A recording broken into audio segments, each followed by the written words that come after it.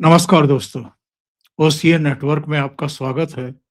मैं हूं Omkar Chaudhary. Election commission ने सुप्रीम कोर्ट में हलफनामा दाखिल करके ममता बनर्जी सरकार के कच्चे चिट्ठे खोल करके रख दिए हैं।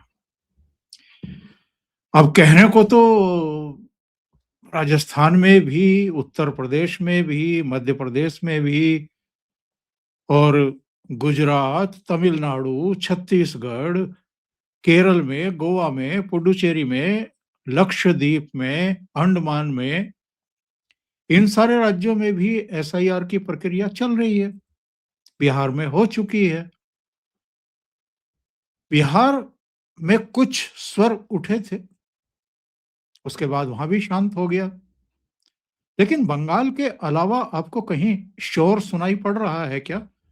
शुरू में थोड़ा सा तमिलनाडु में वो लोग भी सुप्रीम कोर्ट पहुंचे थे, हाई कोर्ट पहुंचे थे, लेकिन उसके बाद तो वो भी शांति ही है एक तरीके से।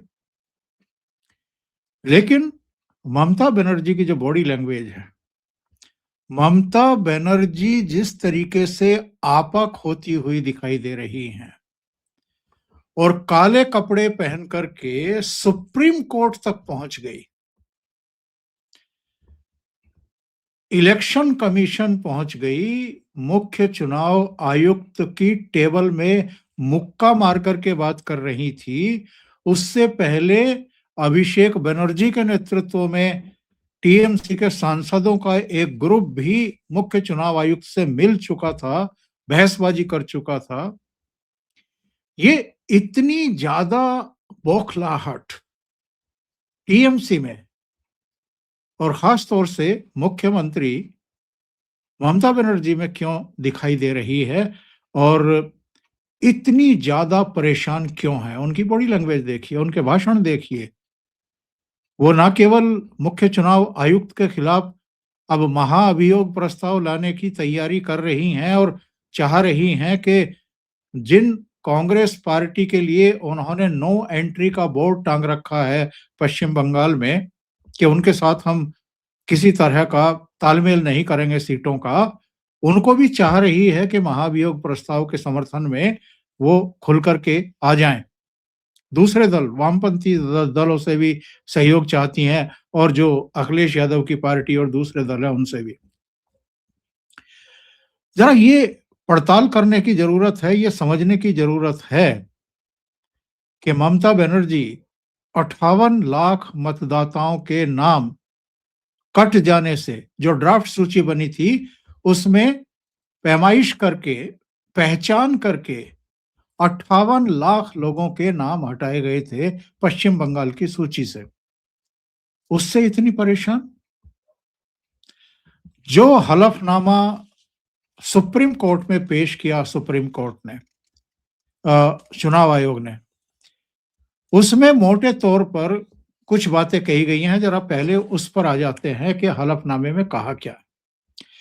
उन्होंने कहा है कि एसआईआर की पूरी प्रक्रिया में पश्चिम बंगाल में राजनीतिक दखलंदाजी की गई है, अधिकारियों के खिलाफ हिंसा हुई है और जब इसकी शिकायत बीएलओ ने करने की कोशिश की तो पुलिस ने एफआईआर तक दर्ज नहीं की। एसआईआर का काम रुक जाए, रोक दिया जाए, ऐसा माहौल बनाने की कोशिश इनके कैडर ने, इनकी सरकार ने की है। पुलिस का, प्रशासन का सहयोग उस तरीके से नहीं मिला जितना कि अन्य 11 राज्यों में मिला है। और आप जरा याद करिए, जब प्रतीक जैन के यहाँ घर पर और उनके दफ्तर पर ईडी के छापे पड़े थे, आईपैक वाले प्रतीक जैन, तो ईडी ने भी सुप्रीम कोर्ट में और कलकत्ता हाई कोर्ट में यही आरोप लगाए थे कि हमारे कामकाज में दखलंदाजी की गई, हमारे कामकाज को रोका गया। किसने रोका था?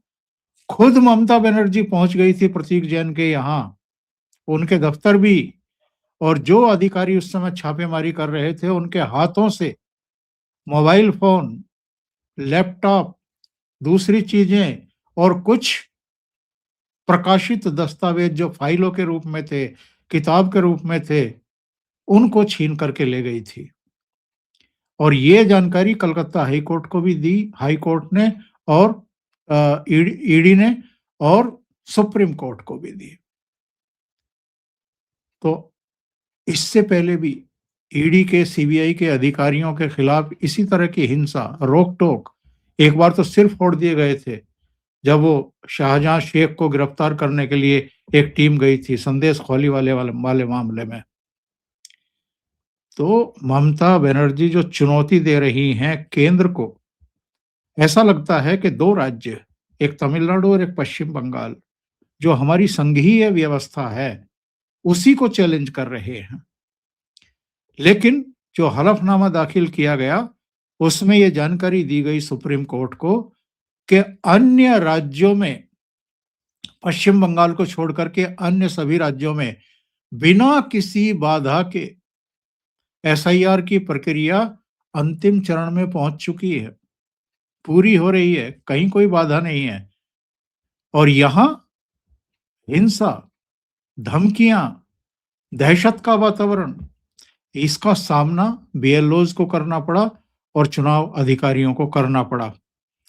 और पुलिस ने कई मामलों में एफआईआर दर्ज नहीं की, तो जो जिला स्तर के अधिकारी हैं, उनके कहने पर एफआईआर दर्ज की गई। 24 नवंबर की घटना का उल्लेख इस हलफनामे में किया गया है, सुप्रीम कोर्ट में दाखिल जो किया गया है, कि उस दिन चीफ इलेक्शन ऑफिसर के दफ्तर पर हंगामा किया गया, प्रदर्शन किया गया, उत्तेजक नारेबाजी की गई, उनके दफ्तर में तोड़फोड़ की गई, उनके दफ्तर में घुसने की कोशिश की गई और बैरिकेड तोड़ दिए गए। यहां तक के अधिकारियों का दफ्तर में आवागमन तक रोक दिया गया और पुलिस मूक दर्शक बनकर के खड़ी थी, कोई कार्रवाई नहीं की गई। अकेला बंगाल है जहां के जो चीफ इलेक्शन ऑफिसर हैं, उनको वाई कैटेगरी की सुरक्षा देनी पड़ी है होम मिनिस्ट्री की तरफ से। ऐसा और किसी प्रदेश में जहां-जहां एसआईआर हुआ है, ये वाई कैटेगरी की तो छोड़ दीजिए, और भी सुरक्षा, केंद्रीय बलों की सुरक्षा देने की जरूरत नहीं पड़ी। कुल मिलाकर के इन सब के, इन बाधाओं के, असहयोग के और हिंसा का वातावरण, धमकियों का वातावरण बनाए जाने के बावजूद पश्चिम बंगाल में 7 करोड़ 8 लाख फॉर्म जमा किए गए हैं। 1 करोड़ 51 लाख को नोटिस इश्यू किए गए हैं अलग अलग कारणों से। जो उपस्थिति है, जो त्रुटि है, उसको लेकर के।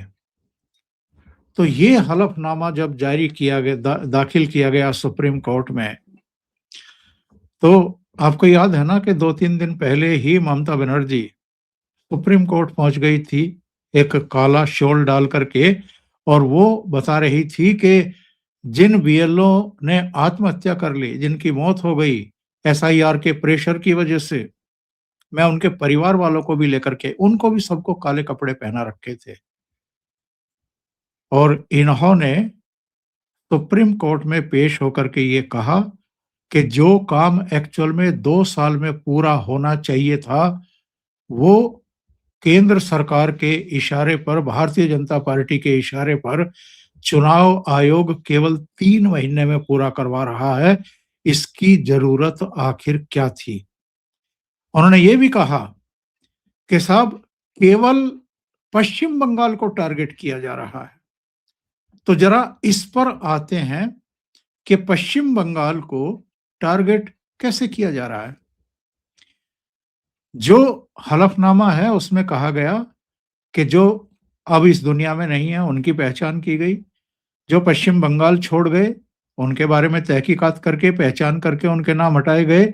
जिनके 2 जगह नाम थे, उनके नाम हटाए गए। तो यही काम तो अन्य राज्यों में भी किया गया है, तो पश्चिम बंगाल में ऐसा क्या है? अब मैं आपको बताता हूं कि किस राज्य से कितने मतदाता हटा दिए गए हैं। ड्राफ्ट सूची की बात कर रहा हूं, अभी फाइनल सूची आनी है। राजस्थान में 41,85,000 41,85,000 नाम हटा दिए गए। उत्तर प्रदेश में तो 2,89,00,000 मतदाता हटाए गए हैं। जो ड्राफ्ट सूची जारी की गई है उसमें जितने थे पहले, उसमें से अब 2,89,00,000 नहीं है, करीब-करीब 3 करोड़ समझ लीजिए। मध्य प्रदेश में 42,74,000 हटाए गए हैं। पश्चिम बंगाल में 58,20,000 हटाए गए हैं। गुजरात में इससे भी ज्यादा 73,73,000 नाम हटाए गए हैं। तमिलनाडु में 97 लाख नाम हटाए गए हैं। छत्तीसगढ़ में 27,34,000, केरल में 24 लाख और गोवा, पुडुचेरी, लक्षद्वीप, अंडमान ये बहुत छोटे-छोटे राज्य हैं।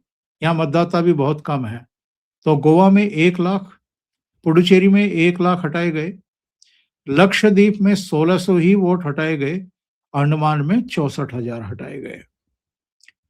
तो ये कैसे कह सकती हैं कि अकेले पश्चिम बंगाल को ही टारगेट किया जा रहा है और केवल सुप्रीम कोर्ट में इलेक्शन कमीशन ने इनके कच्चे चिट्ठे खोल करके सामने नहीं रखे हैं।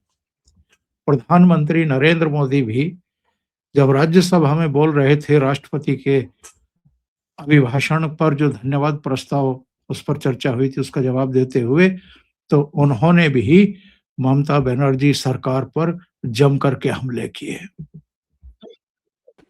अपने यहां गैर कानूनी नागरिकों को बाहर निकाल रहा है। हमारे देश में घुसपैठियों को बचाने के लिए अदालतों को तब तक प्रेशर पैदा किया जा रहा है।